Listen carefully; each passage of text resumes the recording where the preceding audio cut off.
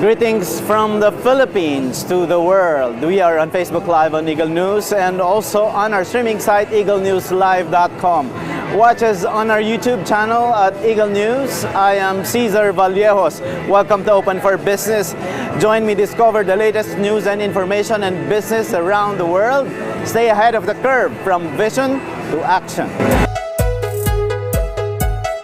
The State of Israel and the Republic of the Philippines both share a deep connection for many years. History tells us that the Philippines was one of the few countries which opened its doors to refugees during the Holocaust. That was when Manila was transformed into a safe haven for 1,200 Jews who escaped the Nazi regime. Up to this day, the Philippines continues to reap the fruits of extending that help, including Israel's granting of visa-free entry to Filipino tourists. There's more to know about Israel and the Philippine relationship in the area of tourism. Open for Business's exclusive interview with the Director General of the Israel Ministry of Tourism after these highlights of the media launch of the Philippine Fintech Festival. Take a look.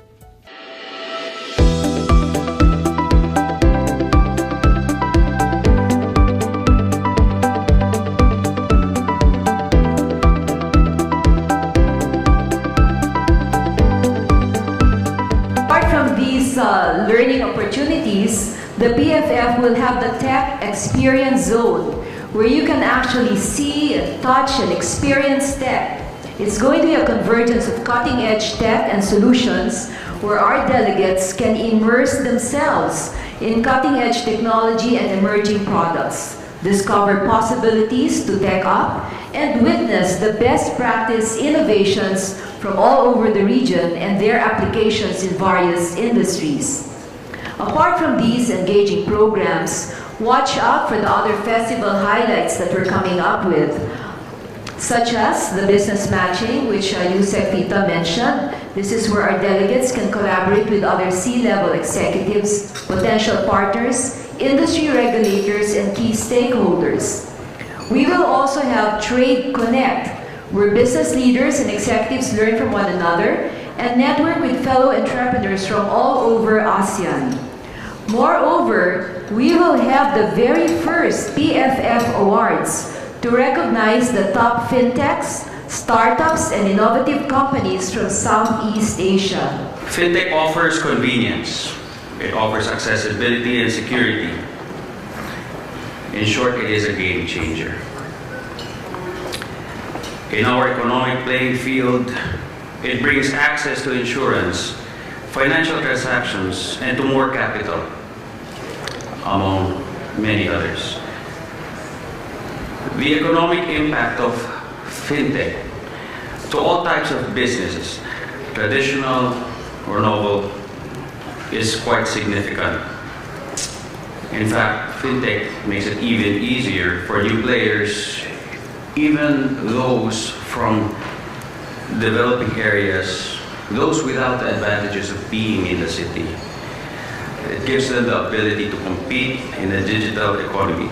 With more than 500 startups valued at $378 million US, the Philippine startup ecosystem is still young, but it is full of potential and embedded capabilities. There's plenty of room to grow, like in bridging the gaps in business services, in tech, and financial inclusion of the unbanked. You've heard the numbers, right? The opportunity for fintech businesses to thrive is strong due to a confluence of a number of unique and positive factors, like the large diaspora of Filipinos sending over $30 billion US in remittances, the growing adoption of e-commerce, which, by the way, we are also promoting, and the opportunities for embracing new technologies, improving financial inclusion, and serving the huge number of the unbanked. Two things that will be different is we want more Filipino participants, both innovators, startups, investors, and even mainstream companies, because we feel that although the title is Philippine Fintech Festival, in truth, we also have a goal to be a catalyst for Tech Up Pilipinas, so that we can transform industry and their ecosystems to be more competitive in the fourth industrial age. So that's one. And the second difference is we want it to be more experiential. So rather than having passive displays or a lot of speakers, we'll also have that. It's more experiential, hackathons, the actual booths that will be displayed, there'll be many of them where people can actually see and hear and feel what the modern world might be like in real life. And we hope that that'll be a catalyst for active learning, which is doing. So we spend a lot of time attending seminars, going to different Fintech festivals or other visiting Silicon Valley, and that's all good, but it does not overcome the inertia of transformation. And it's great to be part of a group that's trying to enable this for the Philippines. We've attended the Singapore Fintech Festival. I was very encouraged to see that we're bringing something to the Philippines, and this morning's event was great in terms of institutions like the IFC, as well as the startup pitch, bringing their programs to the festival. And I'm sure with the kind of participation that we're seeing, we're going to see a lot of encouragement for fintech companies to solve, along with large financial institutions. SMMEs typically are very cash driven. They're transacting cash, which from an access to working capital, or let's say finance, becomes very, very complicated for financial institutions. So I think what for them fintechs bring is the ability to demystify those cash payments, to bring them into the open so that we have more sight, or institutions have more sight of what SMMEs are doing, or sorry stores are doing. And through that information, or through that data, obviously with their consent, but through that data, it is much easier to score, to provide financial products, to potentially provide access to working capital. So I think technology is a very important part of the SMME value chain, but it's not a problem that will be solved overnight. It's certainly not easy within a cash environment, but certainly technology can go a long way to assist it. Among the things that will happen during PFF is the final pitch Philippine Fintech Festival edition. And this is our call out to those who would like to pitch at this very unique festival, because it's going to be not just local judges, but we'll have really global investors, successful entrepreneurs listening in on the pitches, and hopefully we get something going there. And apart from that, we're also going to be calling out those who would want to pitch for the final pitch ASEAN edition. So this is something that we're doing by next year. We are involving 6 countries from the ASEAN region. So we're working obviously with the Philippines, Singapore, Thailand, Indonesia, Malaysia, and Vietnam. And we're going to be getting one investor that will represent each country. They will all converge in Singapore, where they will hear the pitches of startups from across the region. So for the first time, we're actually creating something that we're going to be exporting. So this is going to be a net export for the Philippines. It's something that we're going to bring to a global audience, and something that we hope that a lot of Filipinos will also be involved in, because this is our call out now for startups that want to scale across the region. So this is the purpose of the final pitch ASEAN edition.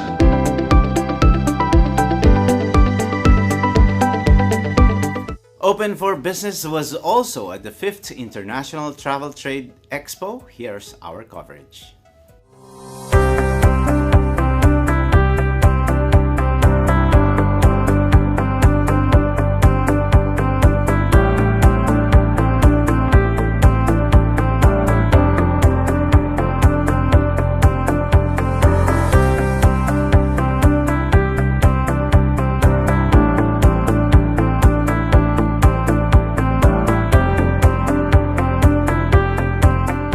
Started this, I think, 2015, It was the first edition, and it was done at the function rooms. So what we gave the sellers are just tabletops and 2 chairs. It was done consecutively until the 4th one, and we decided to make it bigger to give more value for our sellers or our foreign delegates to have more space, more time to deal and offer their products, services, and professionalize our event to this kind of setup. It's a booth scheme setup. This is the first time it's gonna happen, and we're looking forward to make it every year and improve it to be much bigger. If we give more tourists to other countries, the people there will know about our country as well and come back here. And with the continuous support of the Department of Tourism promoting Philippines as a destination, not only just for leisure but also for MICE, and introducing the different what do you call this, cities and places which can encourage them to choose Philippines as their final destination for leisure, MICE, or business. Safety is our #1 priority. No? All the travel agents here and our partners are well aware of the situation that's happening. So we are very open to reconsider the cancellation, postpone it. It happened before also, but after that outbreak, tourism gets bigger. So we're looking forward. We should be positive sa ganitong things. We can control, but life must go on. So continuous lang tayo, push, promote, and eventually outcome, it will not be just in a day. We'll see it in the future. So I believe this is just a test or trial for us to unite again, and be more safe. Maging mas parang maging mas precaution ba tayo? Diba? Sa lahat, kahit merong outbreak or wala, at least laging tayo mag-sanitize, check ng body natin kung okay, diba? So parang lesson lang din sa atin yan, so that next time, mas safe na lahat ng travelers natin. Israel is, kahit sabihin mo hindi man siya #1 destination right now, but it's growing. The number of tourists going to Israel is increasing due to we as Filipinos, our religion and faith is very important. So at least once in your life you visit, Israel. It is something na they want, parang bucket list nila yan . Now for the other destination, ang pinaka-paborito right now is Japan, Europe, Korea, and after that all the destinations will benefit with our travelers. Kasi Filipinos mahilig magpumiyaya yan . Dati it's like a luxury. Luxury before. Diba? But right now it's a parang part of their lifestyle. Lahat ng savings nila may category na travel diba? Right. So after nun, I think all the countries will benefit it in due time. But currently, saan yung mabilis ang visa, saan mabilis pumiyahe, tsaka saan mas mura, of course, dun sila pupunta.